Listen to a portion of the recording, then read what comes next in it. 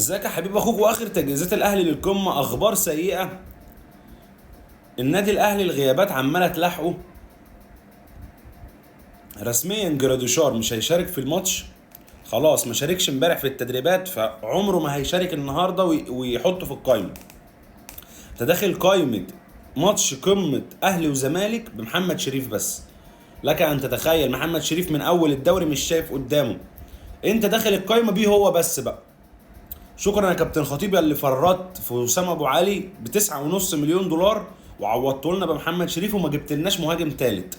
ما كنتش عامل في الحسبان ان لو جراديشار او شريف اتصابوا او اتوقفوا هنبقى عندنا مهاجم بس في القايمه. قال لك لغايه يناير هنكمل، ما لغايه يناير ده كان في بيراميدز وفي الزمالك، فربنا يستر. زيزو شارك بس نسبة لحقه بالمباراة ضئيلة، قال لك حتى هيبقى موجود على الدكة. اشرف داري الاصابة بتاعته اتجددت تاني، النصبايا اللي احنا لبسناها. اول قرار من ادارة النادي الاهلي في سوق الانتقالات بتاعت يناير ده يبيعوا اشرف داري لو ببلاش. تعوض بقى بمدافع مصري، تعوض بقى بمدافع افريقي محترف ايا يكن، بس اشرف داري لازم يخرج من النادي الاهلي. ده انت عديت يا اخي مرحله محمود متولي، انت زهقتنا يا عم. ده على الاقل محمود متولي كان بيلعب له 3 4 ماتشات بعد كده يتصاب. فانت عندك غيابات بالجمله في النادي الاهلي. امام عاشور، اشرف داري، زيزو، جراديشار. قوه عظمى من عندك بتغيب. ما عندكش باك شمال، محمد شكري جه لعب ماتش اتصابوا ما اتحطش في القائمه من ساعتها.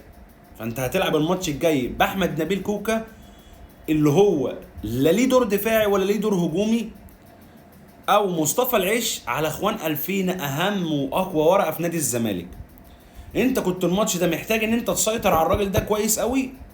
مسكت 70% من مفاتيح نادي الزمالك وال30% الباقيين عبد الله السعيد.